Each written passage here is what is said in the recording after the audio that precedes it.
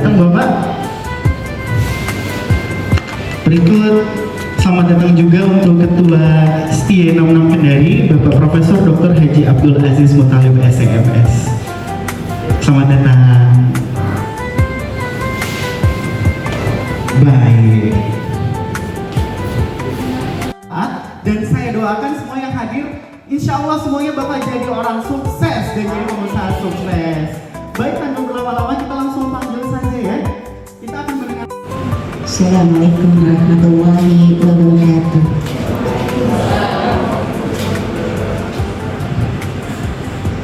Billahi minasyaitonir rajim.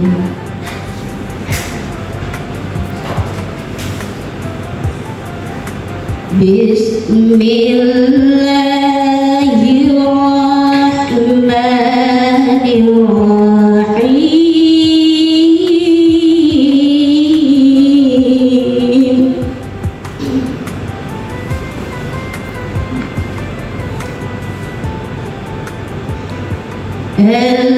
Alladzina ya'kuluna riba la yaqun.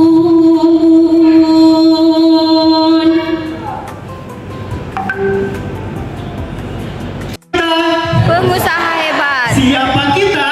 Pengusaha hebat. Semoga dijabah Allah semuanya ya.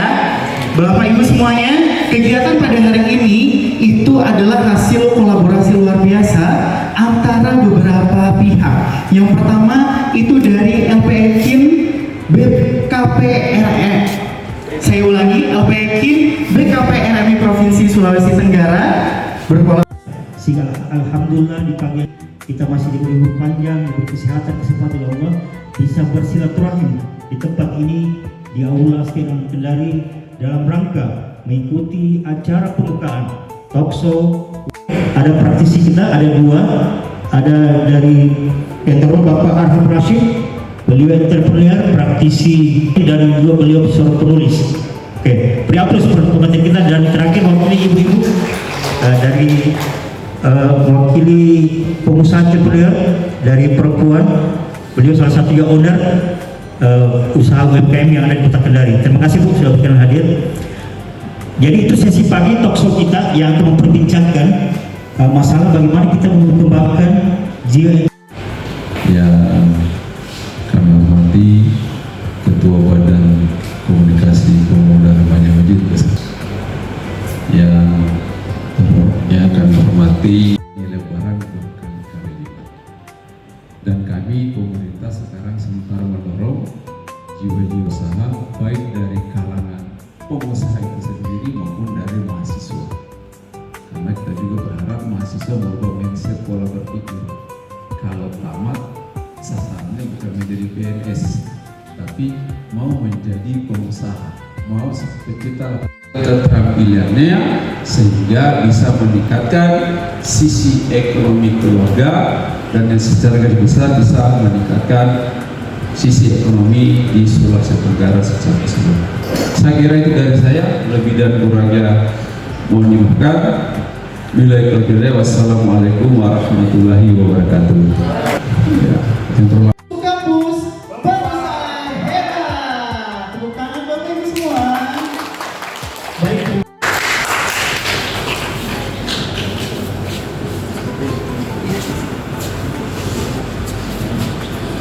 Kira-kira di mana ini saya masuk? Itu kalau temanya ini yang di bawah ya, mengembangkan jiwa jurusan. Ya, cuan dan kreatif nanti sebentar begitu. Nah, contohnya kira-kira begitu. Nah, kalau satu semua yang lain tidak kebagian. Oke, baik. Nah, sebelum kita masuk di jiwa jurusan itu kita pahami apa jurusan. Apa yang sebenarnya jiwa kewirausahaan. Tentu para pelaku usaha sudah memiliki jiwanya. Terkait dengan peluang, kami sebagai seorang akademisi sebenarnya juga punya pengalaman menjadi pekerja, pengalaman membuka usaha, dan terakhir menjadi akademisi. Sini. Dan semua aktivitas kegiatan pekerjaan itu diawali karena ada ruang dan peluang. Ya, ada ruang dan peluang. Oleh karena itu kita sebagai pelaku, entah pelaku usaha, pelaku bisnis, atau apapun pekerjaan kita memang harus melihat peluang apa yang bisa kita jajaki sesuai dengan kemampuan dan jiwa yang ada di dalam diri kita. Yang pertama, karena tema kita adalah menjadi seorang pengusaha, berarti kita harus melihat bagaimana cara melihat peluang untuk menjadi seorang wirausaha. Pertama, karena ini saya di awal sebagai akademisi, saya sedikit bercerita. Kenapa harus ada pengusaha? Tadi Pak Prof sudah membuka. Pada dasarnya di dalam perekonomian itu ada namanya produsen, ada namanya konsumen.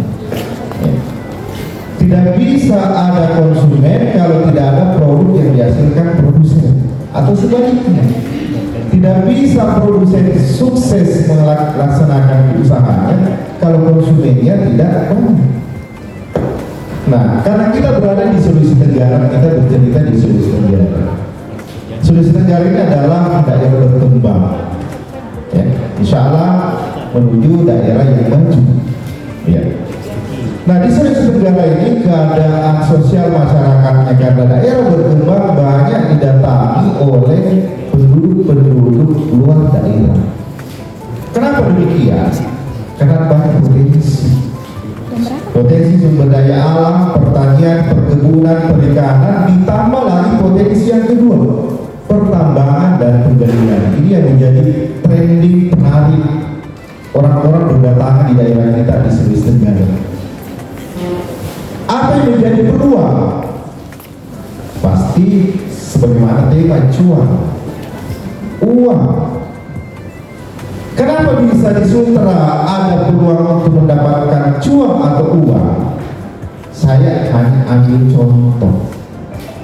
Tadi pertanyaan perkebunan perikanan dalam skala luas potensinya luar biasa di Sumatera. Ditambah lagi adanya sektor pertambangan yang mengelola penggalian mineral nikel. Saya hanya ambil nikelnya. Di Sulawesi Tenggara dikenal dengan sebuah daerah yang memiliki industri besar. Siapa itu? Adalah PT Pitbull Dragon. Di sampingnya ada PT OSS. Kebetulan saya biasa diminta melakukan riset pendataan di sana. Perusahaan Pitbull itu mempekerjakan orang Sumatera sebanyak 5.000 orang, selain dari orang Cina itu sendiri. Kemudian OSS mempekerjakan 16.000 orang, berarti ada 21.000. Itu idealnya. Nah, kalau kita mendengar dari gaji rata-rata orang yang bekerja di sana, ya rata-rata 5 juta, itu paling rendah. Berarti 5 juta dikali 21.000, 105 miliar uang yang masuk di kantong pekerja. Pertanyaannya, kemana uang itu kalau sudah diterima menjadi gaji? Pasti dibelanjakan. Karena dia adalah bagian dari konsumen. Kemana dia belanja? Pasti mencari wilayah-wilayah strategis yang menyiapkan apa yang menjadi kebutuhannya. Jadi kendali. Nah, itulah peluang. Ya. Kenapa peluang? Karena pada saat membelanjakan uangnya berarti mencari barang, mencari layanan jasa. Siapa yang bisa menyiapkan barangnya dan menyiapkan layanan jasanya, berarti dia menerima uang. Itulah peluang. Nah, itulah yang harus kita tangkap. Walaupun sebenarnya sudah ditangkap, tetapi bagaimana cara kita melihat peluang yang jauh lebih besar. Ya. Itu yang pertama, melihat peluang. Kemudian yang kedua, dari sisi kewirausahaan tadi sudah dibuka oleh Pak Kadis. Sebagai seorang pemilik jiwa kewirausahaan, dalam menciptakan produk dan layanan jasa harus memiliki value yang tinggi. Ya, di sini banyak pengusaha semua. Value itu adalah meningkatkan nilai tambah. Yang tadi dikatakan dari 10.000 menjadi Bagaimana bisa terjadi seperti itu? Karena ada kreativitas dan inovasi. Itu yang harus dikembangkan. Saya yakin dan percaya Bapak Ibu pengusaha hebat ini sudah punya kreativitas dan inovasi, tetapi harus dikembangkan secara terus-menerus. Konsepnya sederhana, ATM. Apa itu Bapak Ibu tahu kan? Bukan ATM BRI, Ya. bukan ATM BSI, tetapi kalau untuk pengusaha ATM itu adalah amati, tiru, dan modifikasi. Ya, Siap. untuk menangkap peluang. Saya kira itu ya. Siap, terima kasih Wah. Tepuk tangan dong. Memang kalau usaha akademis itu menjawab satu pertanyaan itu lugas dan banyak sekali ya. Tapi luar biasa Pak. Yang saya tangkap memang peluang itu harus kita lihat dari mana saja, oleh siapa saja, dan kapan saja ya. Kalau misalnya saya tanya satu kali lagi Pak, sebagai akademisi kondisi ya Ibu dan Bapak ya. Kalau misalnya di sini banyak anak muda, peluang yang paling dekat yang bisa dilihat oleh mahasiswa-mahasiswa sekian 66 deh, apa tuh kira-kira yang bisa jadi bahan usaha mereka gitu? Ya, terima kasih. Peluang apa saja? Ya. Jadi kebetulan di sini saya lihat mahasiswa saya kurang sekali. Oh iya. Mudah-mudahan acara berikutnya betul-betul mahasiswa yang Kenalkan, nama saya Maria, saya seorang mahasiswa, tepatnya di Universitas Muhammadiyah Kendari. Oke. Kebetulan saya seorang pengusaha hingga dan sudah memulai sejak 2 tahun 2023. Cuman sebenarnya usaha saya termasuk besar ya, karena dinikmati oleh pengusaha besar di Indonesia. Tapi dari saya pribadi itu masih kurang, masih merasa banyak kurangnya. Yang pertama karena saya orangnya agak pemalu, introvert, jadi kali pertama juga sih bicara di depan umum. Jadi saya meminta ilmu sedikit daripada narasumber. Bagaimana caranya kita melawan rasa malu, gengsi, dan rasa takut? Karena sering sekali saya mendengar sebagai seorang pengusaha itu kita harus mengesampingkan rasa takut, rasa gengsi, malu ditolak. Sekian dari saya. Assalamualaikum warahmatullahi wabarakatuh. Usahanya apa Kak kalau boleh tahu? Suplemen kesehatan? Oke. British Propolis. Oke, beri tepuk tangan dong. Wah. Jadi yang pertama tadi ada usulan. saran dan pertanyaannya luar biasa. Ini tadi usul dan saran terkait dengan masyarakat calon pengusaha yang berada di level berstudi. Ya. Saya menyambungkan informasi yang selalu disampaikan oleh Pak Menteri Keuangan, ya, bahwasanya sebenarnya kita di Indonesia dengan negara-negara maju yang kita anggap luar biasa, pada kenyataannya tidak berbeda dengan mindset yang kita miliki atau yang kemampuan yang kita miliki. Apa yang berbeda? Di luar negeri atau di Indonesia perbedaan mendasarnya adalah kita suka sekali bekerja keras untuk menghasilkan cuan selama kita masih produktif. Tetapi secara ekonomi kita lupa bahwa di dalam mengelola keuangan kita itu penting ada mekanisme. Ada 3 yang harus kita ingat. Pertama adalah pendapatan yang dibelanjakan secara rutin untuk kehidupan kita. Yang kedua harus disisihkan sebagian untuk saving, ya, talangan.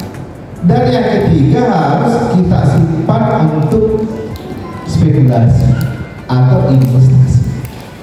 Kenapa harus seperti itu? Karena kemampuan dasar kita sebagai seorang manusia ada batasnya, ada unsur-unsurnya, pegawai ada unsurnya, pengusaha juga begitu. Dia mesti harus bekerja terus-menerus. Oleh karena itu, pada tataran akhir tidak mesti harus menjadi pengusaha, tetapi menjadi investor.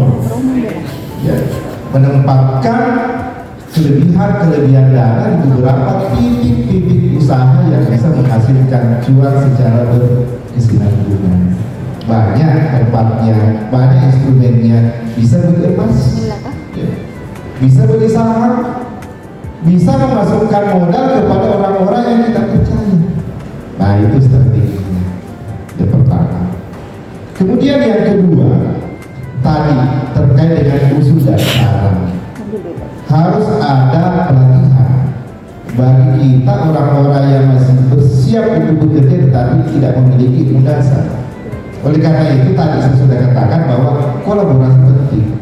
Kalau lembaga dalam hal ini dipelopori oleh LPEKIN, saran saya adalah harus menjadi kemitraan seluas-luasnya, termasuk Stenam Kendari. Alhamdulillah kebetulan ada dosennya, dia adalah ketua forum UMKM Provinsi Sulawesi Tenggara dan sekretarisnya juga forum UMKM Sulawesi Tenggara, dan salah satu program-program utamanya adalah melakukan kegiatan pelatihan teknis mulai dari produk, pengemasan atau packaging sampai pada membantu pemasaran baik profesional maupun digital.